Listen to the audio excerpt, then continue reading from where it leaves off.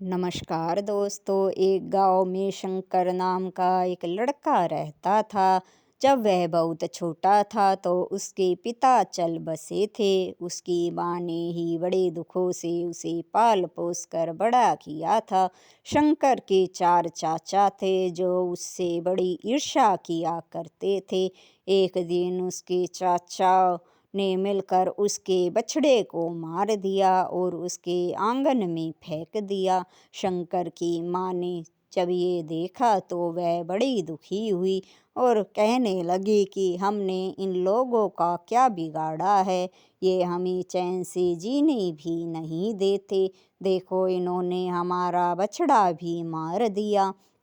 शंकर ने अपनी माँ से कहा कि माँ, आप दुखी मत हो, शांत हो जाओ, रोना बंद करो, मैं कुछ करता हूँ। फिर शंकर ने बछड़े का सिर काट कर अलग कर लिया और उसके धड़ को मिट्टी में दबा दिया। फिर शंकर रात के समय बछड़े का सिर लेकर एक पंडित के घर में फेंक आया। सुबह वह उसी पंडित के घर गया और उससे कहने लगा, क्या बात है पंडित जी, आज तो आपके घर से गोमांस की गंध आ रही है। इस पर पंडित झुंझला उठा। उसने कहा कि तुम कैसी बातें कर रहे हो, एक पंडित के घर में गोमांस कैसे आ सकता है। शंकर ने कहा कि मुझे तो गंध आ रही है। तब पंडित जी ने कहा कि ढूंढ कर दिखाओ। कुछ ही देर के बाद शंकर जो है पंडित के घर से बछड़े का सिर निकाल लाया। यह देखकर पंडित घबरा गया। उसने कहा कि इस बात के बारे में गांव वालों को मत बताना, नहीं तो वे मुझे जिंदा नहीं छोड़ेंगे। फिर जो पंडित है उसने शंकर का मुंह बंद रखने के लिए उसे कुछ पैसे दिए। शंकर जो है पैसे और बछड़े का सिर लेकर घर वापस आ रहा था तो उसने रास्ते में बछड़े का सिर तो मिट्टी में दबा दिया और सीधा अपने चाचा के घर पहुंचा। वहां पर चारों इकट्ठे थे। तब शंकर ने कहा कि आप लोगों ने मेरा जो बछड़ा मार दिया था, मैं तो मरे हुए बछड़े को भी बाजार में बेच आया हूँ। उसकी अच्छी खासी कीमत मुझे मिली है।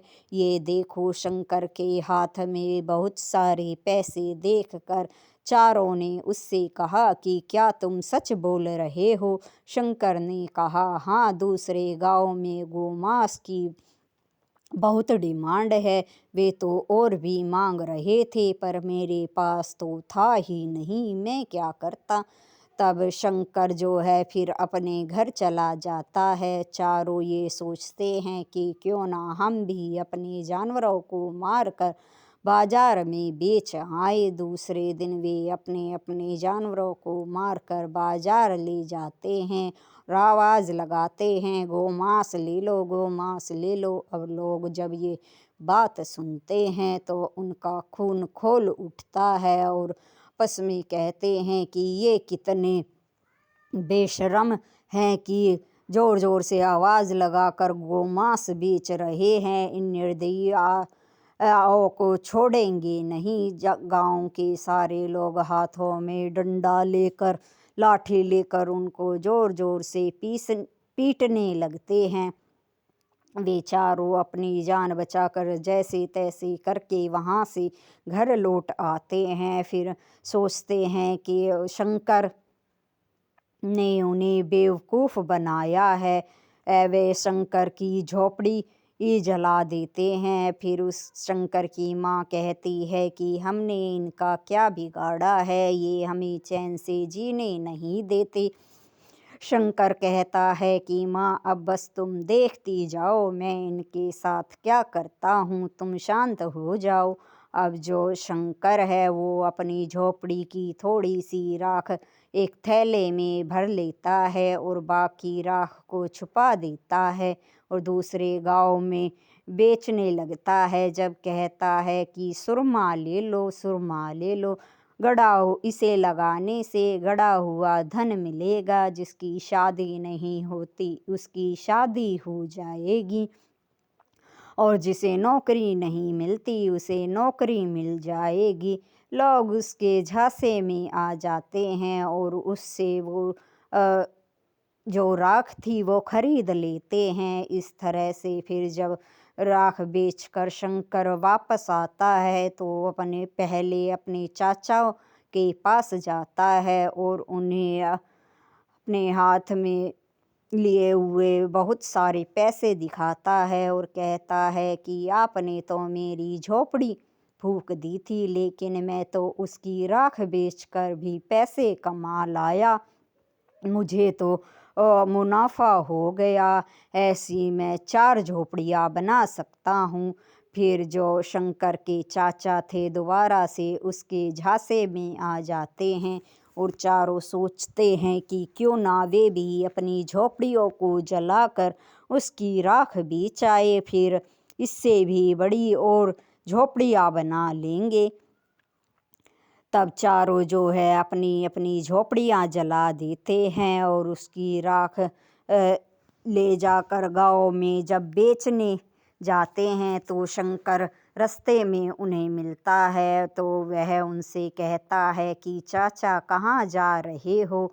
तब उसके चाचा कहते हैं कि हम भी अपनी झोपड़ी की राख बेचने जा रहे हैं। यह सुनकर शंकर जो था मन ही मन बड़ा खुश होता है कि उसके कहने पर उन बेवकूफ़ों ने अपनी झोपड़ियाँ जला दी।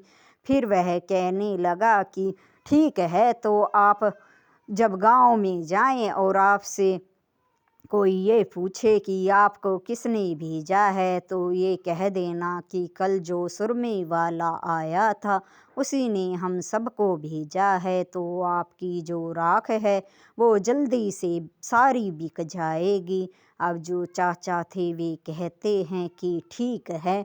चारों जब गांव में पहुंचते हैं तो कहते हैं सुरमा ले लो, सुरमा ले लो। जिसका शादी नहीं होती उसकी शादी हो जाएगी। नौकरी जिसके पास नहीं है उसे नौकरी मिल जाएगी। अब उनकी आवाज़ सुनकर गांव वाले इकट्ठा हो जाते हैं। फिर उनसे कहते हैं कि तुम्हें किसने भेजा है। तब वे बता देते हैं कि कल जो सुरमे वाला आया था उसी आदमी ने हमें यहाँ पर भेजा है। अब लोग सोचते हैं कि कल जो आदमी उन्हें सुरमे की जगह राख बेचकर बेवकूफ़ बना गया था ये उसी के साथी हैं। लोग जो है डंडा लेकर उन्हें ज़ोर ज़ोर से पीटने लगते हैं। वे किसी तरह से बच बचाकर अपने घर पहुंचते हैं। अब उन चारों में बड़ा गुस्सा था। वे शंकर को मार डालना चाहते थे। अब उन चारों ने शंकर को रस्सी से बांध दिया और नदी के पास एक ऊंचे से पहाड़ पर ले गए और वहाँ बिठा दिया। फिर उन्होंने कहा कि दोपहर बहुत ज़्यादा हो गई है और भूख भी बहुत लगी है, पहले हम खाना खा आते हैं, इसे बाद में नदी में धक्का दे देंगे। चारों जो है वापस अपने घर लौट आते हैं। जो शंकर था वहीं रस्सी से बंधा बैठा हुआ था। चारों का बदन पिटाई के मारे बहुत जोड़ जोड़ दुख रहा था। उन्होंने खाना खाया तो उसके बाद उनमें से किसी की भी हिम्मत इतनी नहीं थी कि वह नदी पर जाकर शंकर को नदी में धक्का दे आए। अब वे चारों बहुत दर्द से कराह रहे थे। तब उन्होंने अपने नौकर से कहा कि तुम जाओ और शंकर को नदी में धक्का दे आओ। उनका नौकर भी बड़ा आलसी था। उसने यह काम अपने किसी रिश्तेदार को सौंप दिया। उसका रिश्तेदार जब शंकर को नदी पर धक्का देने के लिए जा रहा था उससे पहले ही जो शंकर नदी के पास बंधा बैठा था उसके पास एक साहूकार घोड़े पर आता है और उससे कहता है कि भाई तुम यहाँ क्यों बंधे बैठे हो। तब शंकर कुछ सोचता है और साहूकार से कहता है कि मेरे 4 चाचा हैं, वो मेरी शादी ज़बरदस्ती एक लड़की से कराना चाहते हैं। पर मैं शादी नहीं करना चाहता।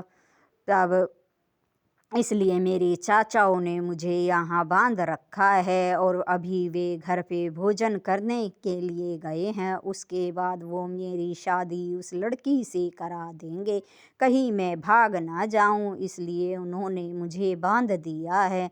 साहूकार कहता है कि क्या मैं तुम्हारी जगह उस लड़की से शादी कर सकता हूँ, क्योंकि साहूकार की उम्र भी हो चली थी, अभी तक उसकी शादी नहीं हुई थी। तो वह शंकर चाहता ही यही था। वह साहूकार से कहता है, ठीक है, आप ही कर लीजिए, पर पहले मुझे खोलिए। साहूकार जो है अपने घोड़े से उतरता है, शंकर को खोल देता है। फिर शंकर जो है उसी रस्सी से साहूकार को वहाँ बांध कर बिठा देता है और कहता है कि थोड़ी देर में मेरे चाचा आएंगे और तुम्हें ले जाएंगे, फिर तुम्हारी शादी उस लड़की से हो जाएगी और फिर तुम्हारी शादी उस लड़की से हो जाएगी। यह कहकर शंकर मौका देखकर साहूकार का घोड़ा लेकर वहाँ से भाग जाता है। थोड़ी देर में ही जो उसके चाचा थे उसके नौकर का रिश्तेदार वहाँ आता है। साहूकार को रस्सियों से बंधा देखकर वह समझता है कि यह शंकर है, क्योंकि उसने पहले कभी शंकर को नहीं देखा था। वह उसे नदी में धक्का दे देता है। साहूकार जो है चिल्लाता रहता है, वह उसे धक्का देकर वापस आ जाता है। वह नौकर से कहता है कि मैंने तुम्हारा काम कर दिया।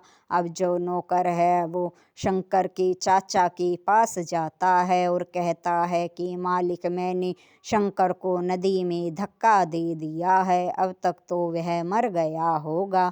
उसके चाचा कहते हैं कि ठीक है, हम देख कर आते हैं, कभी वह तैर कर किनारे पर आ गया हो। जब वे नदी की तरफ जा रहे थे तो नदी की तरफ से शंकर घोड़े पर आ रहा था। यह देखकर उसके चाचा हैरान हो जाते हैं कि उसके नौकर ने तो इसे नदी में धक्का दिया था, फिर ये वापस कैसे आ गया और ये घोड़ा किसका लिए हुए है। उसकी चाचा शंकर से पूछते हैं, तुम्हें तो मेरे नौकर ने नदी में धक्का दिया था, फिर तुम वापस कैसे आ गए और ये घोड़ा किसका है। इस पर शंकर कहता है कि चाचा, जो आपके नौकर ने मुझे नदी पर में धक्का दिया था तो मुझे ये घोड़ा मिला था। आपके नौकर ने मुझे धीरे से धक्का दिया था, अगर ज़ोर से धक्का देता तो मैं नदी में और गहराई में जाता और क्या पता मुझे नदी में इससे भी बड़े बड़े जानवर, हाथी, चीता, जिराफ, ये सब मिल जाते, पर क्या करूं, आपके नौकर ने मुझे धीरे से धक्का दिया, इसलिए मुझे नदी से ये घोड़ा ही मिल पाया है। ये बात सुनकर शंकर के चाचा कहते हैं कि तुम हमें बेवकूफ़ तो नहीं बना रहे हो। तब शंकर ने कहा कि मैं आपको बेवकूफ़ क्यों बनाऊंगा, आप तो देख ही रहे हैं मैं इस घोड़े पर बैठा हूँ और आपके नौकर से पूछ लीजिए, उसी ने तो मुझे नदी में धक्का दिया था। अब जो नौकर है वो कहता है कि हाँ मालिक, मैंने ही तो इन्हें नदी में धक्का दिया था। तब उसके चाचा सोचते हैं कि यह शायद ठीक कह रहा है, नदी में से ही इसे घोड़ा मिला है। उन्हें लालच आ जाता है, शंकर की बातों में फिर आ जाते हैं। जो चारों हैं वो नौकर से कहते हैं कि पहले हमें रस्सी से बांध दो और साथ में एक भारी सा पत्थर भी बांध दो, ताकि हम नदी में गहराई तक जा सकें और वहाँ से बड़े बड़े जानवर लेकर वापस आ सकें। तब उनका नौकर चारों को बांध देता है और एक बड़ा सा पत्थर भी उनके साथ एक एक बांध देता है और एक एक करके उन्हें नदी में धक्का दे देता है। इस तरह से चारों चाचा जो हैं शंकर के नदी में डूब कर मर जाते हैं। अब जो शंकर है बड़ा खुश होता है, घर चला जाता है। अब शंकर को अपने चाचाओं से हमेशा के लिए छुटकारा मिल जाता है। वह अपनी माँ के साथ खुशी खुशी रहने लगता है। कहानी अच्छी लगी हो तो लाइक शेयर और सब्सक्राइब ज़रूर करें। बेल आइकन को प्रेस करें ताकि नई नई कहानियों की नोटिफिकेशन आपको सबसे पहले मिलती रहे। धन्यवाद।